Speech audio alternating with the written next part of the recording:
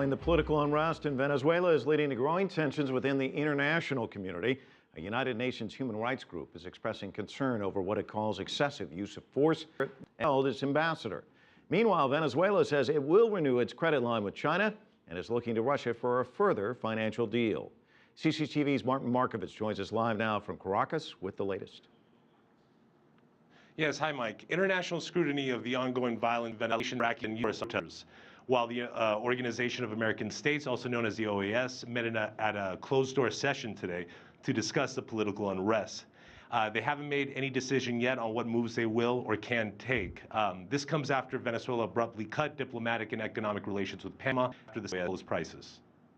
Just as Maduro broke up diplomatic and commercial relations with Panama, Venezuela gave that country's ambassador 48 hours to leave the country.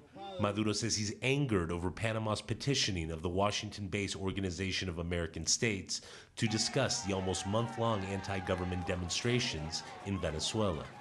He says both Panama and the U.S. are conspiring to bring international pressure against Venezuela to justify an invasion. The country's main allies in the region, including Bolivian President Evo Morales, spoke out in support of Maduro's move against Panama.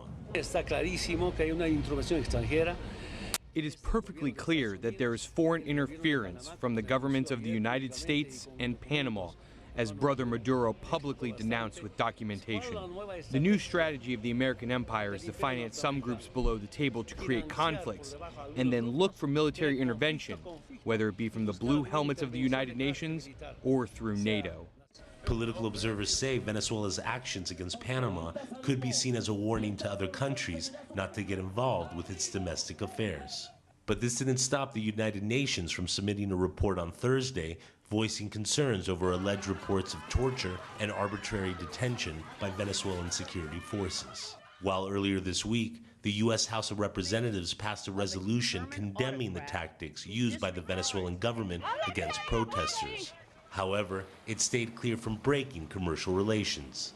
Most experts believe economic relations with the U.S. will not be affected, despite accusations from Maduro that Washington is responsible for helping organize the anti-government demonstrations. There's still, ironically, and paradoxically, a very strong economic commercial relationship. The United States is still the major customer for Venezuelan oil. And even though the levels have gone down, the sale levels have gone down in recent years, but still the United States buys more oil from Venezuela than any other country. Key Maduro ally, Ecuadorian President Rafael Correa, said today that the Union of South American Nations, otherwise known as UNASUR, would meet next week in Chile to discuss the political tensions in Venezuela. Caracas is more likely to welcome talking about this matter at this forum because, unlike the OAS, the U.S. is not part of UNASUR. Maduro's mentor and predecessor, Hugo Chavez, was instrumental in the creation of this body and advocated to replace the OAS as the main regional body in South America to handle disputes. Markovits live for us in Caracas. Thank you.